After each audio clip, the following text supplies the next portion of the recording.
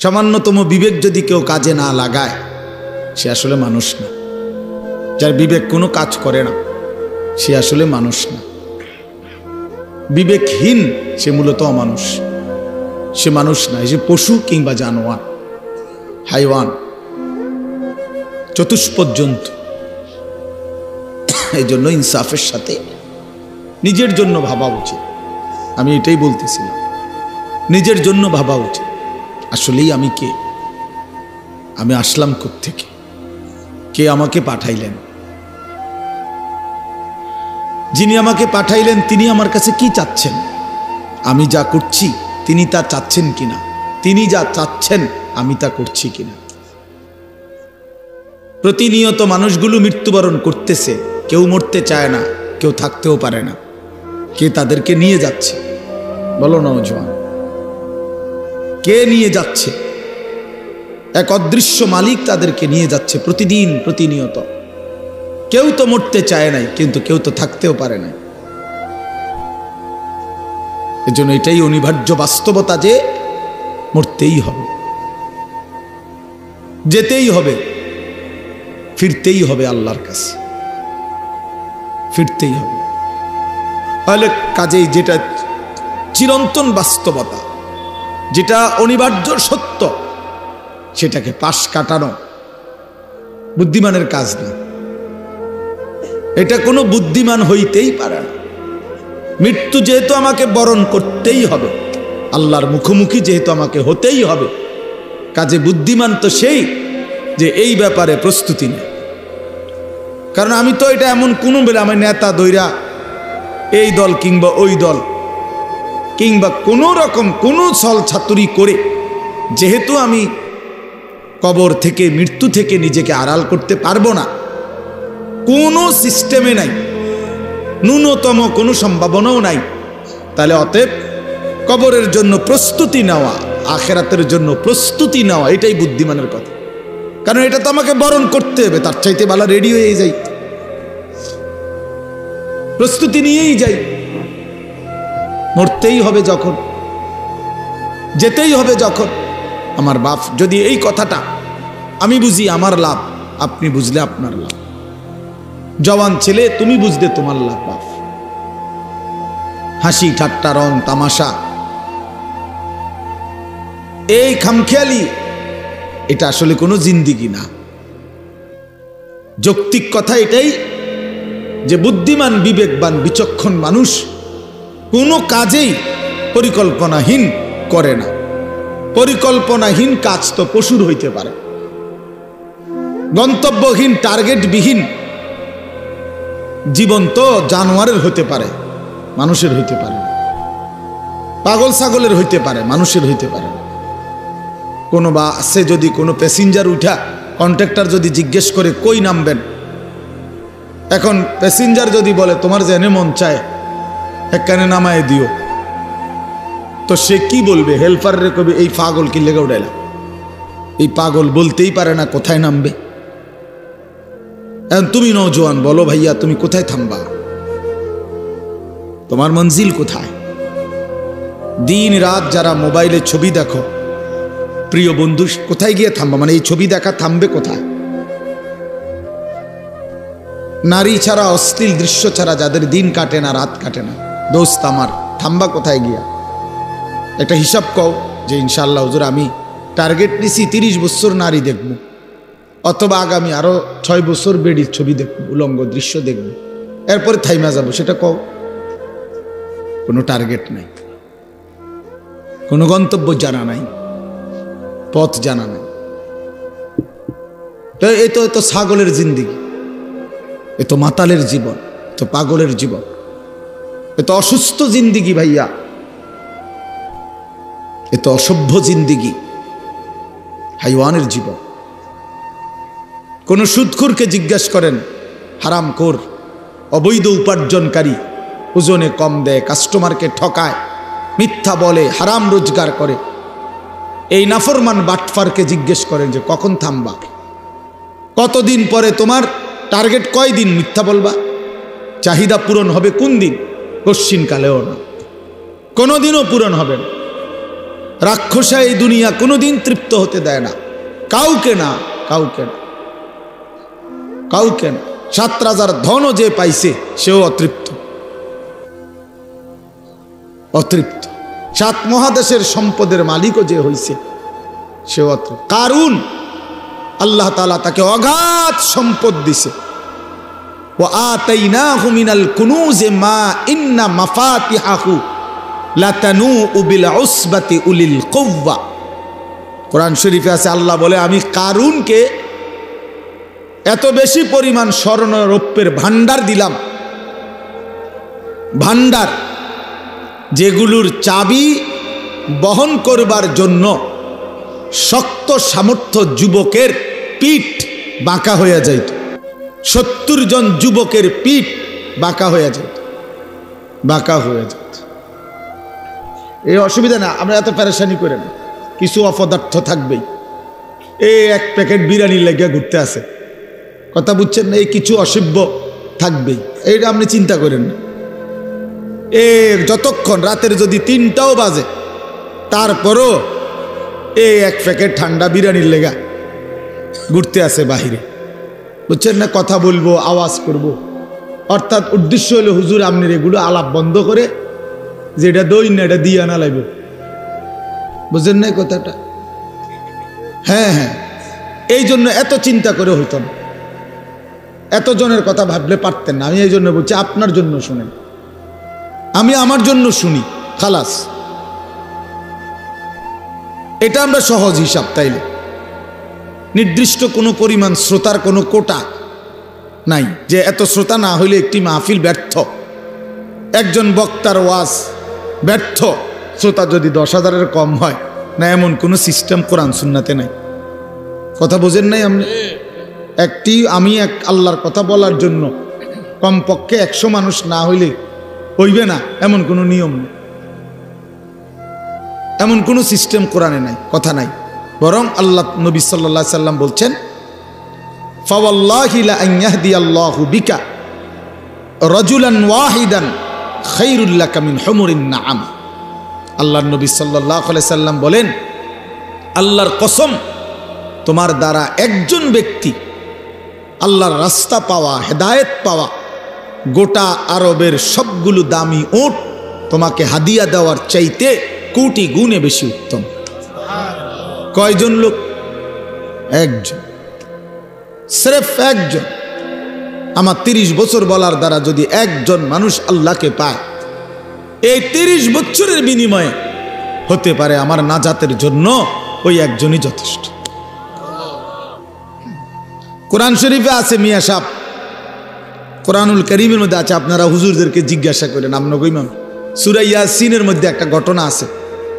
3 জন নবী, 3 জন রাসূল একটি এলাকার মানুষকে, ওনারা আল্লাহর রাসূল, 3 জন রাসূল লাগাতার দিবানিশি মানুষকে আল্লাহর দিকে ডাকছেন। 3 জনের সম্মিলিত প্রচেষ্টায় কালেমা পড়ছে সির্ফ একজন। কয়জন?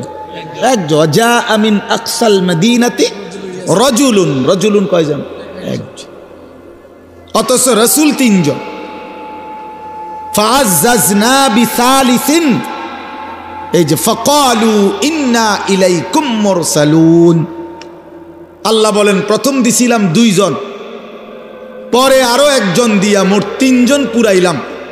3 জনে মিলে বলছে, হে আমাদের জাতি, আমরা 3 জন তোমাদের নিকট আল্লাহর রাসূল।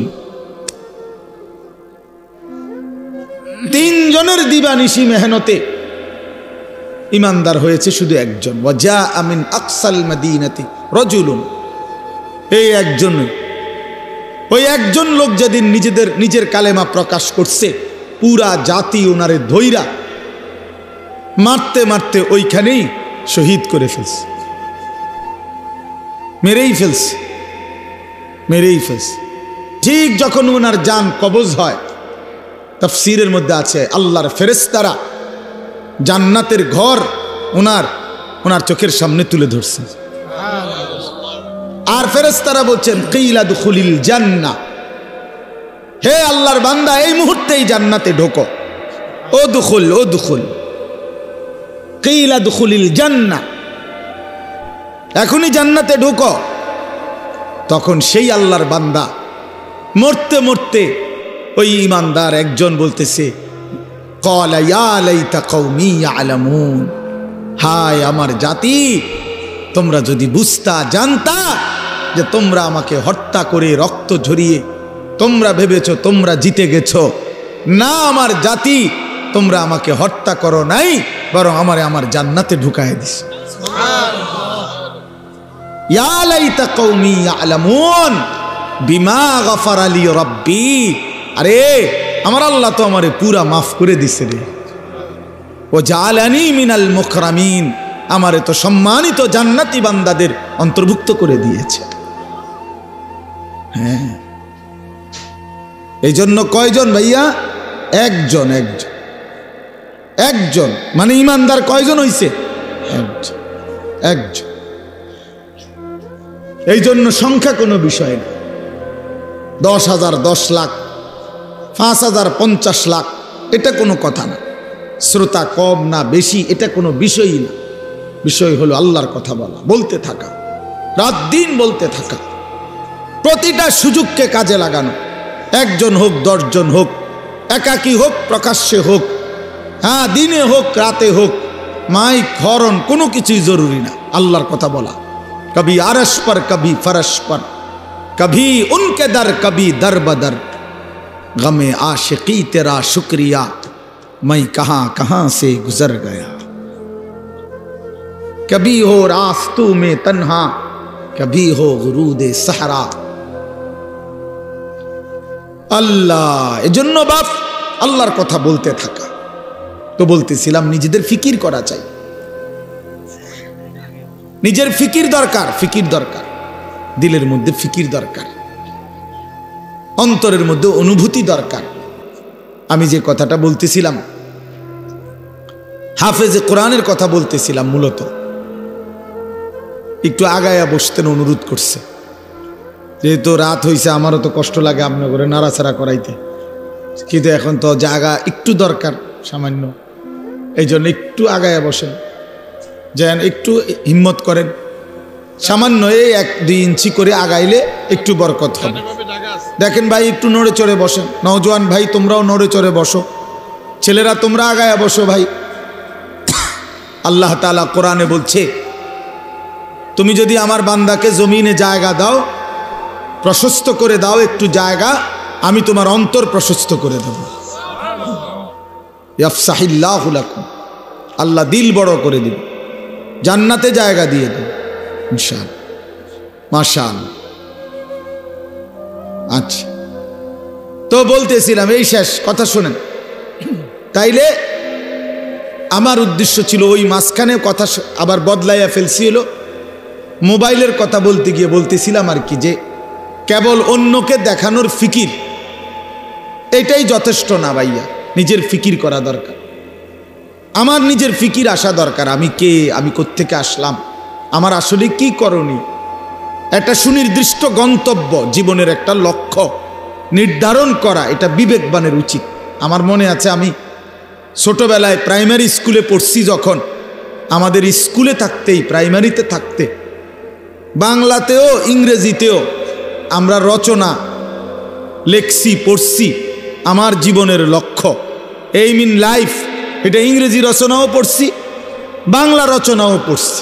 আমার জীবনের লক্ষ্য কি, আমার জীবনের টার্গেট কি? তাহলে সুস্থ স্বাভাবিক মানুষ তার জীবনের একটা লক্ষ্য উদ্দেশ্য নির্ধারণ করে। হ্যাঁ, তোমরা যারা 1 ওয়াক্ত নামাজ পড়ো না, আমার বন্ধু, একবার হলো বিবেককে প্রশ্ন করো, তোমার জীবনের লক্ষ্য কি? এর দ্বারা কি বুঝাইতে চাচ্ছ আল্লাহকে? আল্লাহকে কি বলতে চাচ্ছ? যে আল্লাহ, আপনি যে জাহান্নাম দিবেন, আপনি বলেছেন, আমি তার জন্য প্রস্তুতি নিচ্ছি। আপনি যে বলছেন কবরে আযাব দিবেন, কাউকে না কাউকে দিবেন, তো সেই ভাগ্যবানটা আমি হতে চাচ্ছি, সেই বদনসিব দুর্ভাগা আমি হতে চাচ্ছি। আপনি আমারই আযাব দিয়েন, আমারই আযাব দিয়ে দেখি আপনি কি করতেন পারেন। কোরআন শরীফে আছে, আল্লাহ তাআলা বলছে, আম আবরামু আমরান ফা ইন্না মুবরিমুন, আল্লাহ বলছে আমার নাফরমান বান্দা তোমাকে আমি কি কি শাস্তি দেব আমি তা ঠিক করে নিয়েছি। আমার কবরে, হাসরে, জাহান্নামে তুমি আমি আল্লাহর আযাব থেকে কেমনে বাঁচবা তুমি তোমার ব্যবস্থা করে নিও। আল্লাহ চ্যালেঞ্জ করছে কোরআন শরীফের আয়াত। আমার শাস্তি আমি রেডি রাখছি, তুমি কেমনে আমার থেকে বাঁচবা তুমি ঠিক করে নিও। কথা বললো না ভাই, একজন আরেকজনকে হাসাহাসি করো না, ওই ছেলে